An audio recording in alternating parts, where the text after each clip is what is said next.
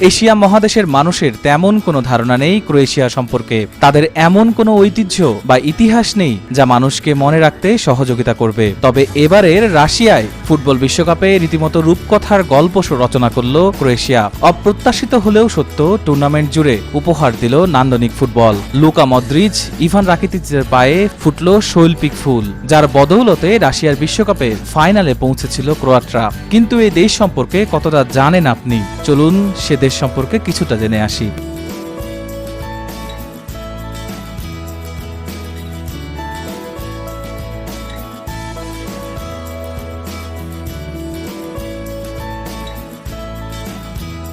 Croatia Europe মহাদেশের একটি রাষ্ট্র।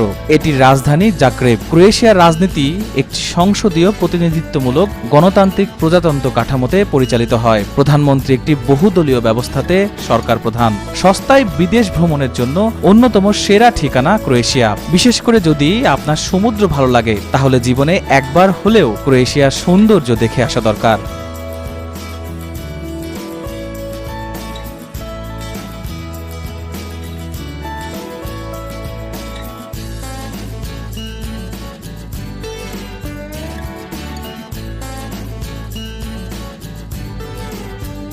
পৃথিবীর সুন্দর থেকে সুন্দরতর জায়গার খোঁজ করে থাকেন ভ্রমণ প্রেমীরা।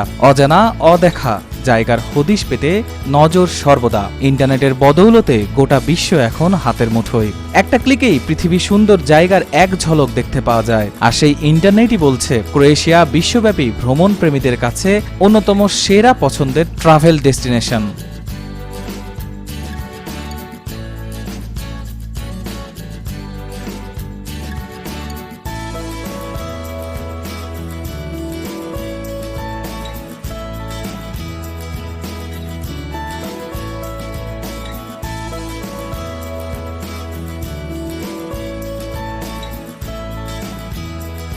প্রায় 1000-এরও বেশি নানা আকৃতির দ্বীপ রয়েছে ক্রোয়েশিয়ার উপকূলে। জায়গাটি প্রায় 56,594 বর্গ কিলোমিটার জুড়ে অবস্থিত।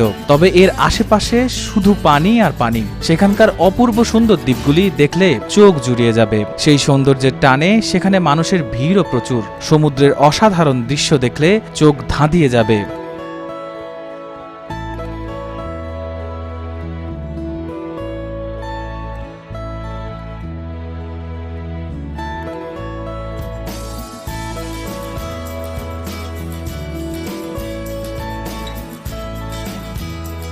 এবারের বিশ্বকাপের শুরু থেকেই অসাধারণ খেলতে থাকা এই দেশটির ফুটবলের অতীত ইতিহাস এবং তারা যদি ফাইনালে জয়লাভ করত, দেশে কেমন পরিবর্তন আসতে পারে সেই বিষয় নিয়ে একটি নিবন্ধ প্রকাশ করেছে দ্য ইকোনমিস্ট। এই প্রতিবেদনে বলা হয়েছে, 7 জুলাই যেদিন রাশিয়াকে হারায় ক্রোয়েশিয়া, সেদিন সব কূটনৈতিক শিষ্টাচার ভুলে রাশিয়ার প্রধানমন্ত্রী দিমিত্রি মেদভেদেভের সামনেই আনন্দে নাচছিলেন ক্রোয়েশিয়ার প্রেসিডেন্ট। আবেগের বাইরে প্রেসিডেন্টের এই উল্লাস অন্য কোনো হেতু যদি কেউ খুঁজে বের করে, তাহলে অবাক হওয়ার কিছুই থাকবে না। কারণ প্রেসিডেন্ট তার দল সহ ক্রোয়েশিয়ার সব রাজনৈতিক দল ফুটবল সংক্রান্ত নির্বাচনী অর্থায়ন থেকে লাভবান হয়েছেন।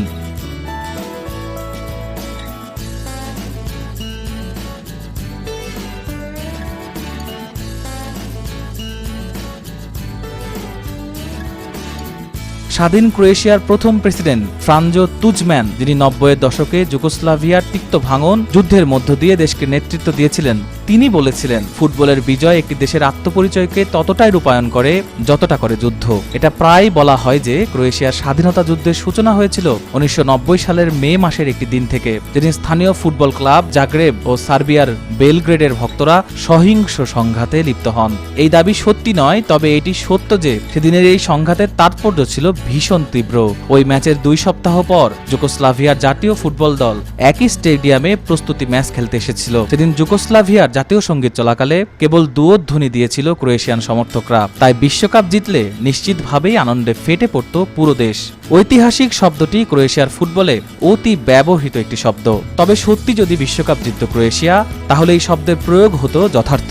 ক্রোয়েশিয়ার জনসংখ্যা মাত্র 45 লাখ। 1950 সালে উরুগুয়ের বিশ্বকাপ জয়ের পর এত কম কম জনসংখ্যার কোনো দেশ এখনো বিশ্বকাপ জিতেনি। কোনো ক্রীড়াপদক জয়ের অর্থনৈতিক প্রভাব কি হবে তার হিসাব করাটা সহজ কাজ নয়। তবে এটা বলাই যায় যে ক্রোয়েশিয়া যদি বিশ্বকাপ জিতত, দেশটি বিশ্বজুড়ে যেই ইতিবাচক প্রচারণা পেত তা বছরের পর বছর ধরে চালানো জনসংযোগ প্রচারণার চেয়েও অনেক বেশি মূল্যবান হতো। তবে বিশ্বকাপে ফাইনালে আসার পর এখন পর্যটকদের আকর্ষণের মূল কেন্দ্রবিন্দুতে থাকবে ক্রোয়েশিয়া, একথা বলাই যায়।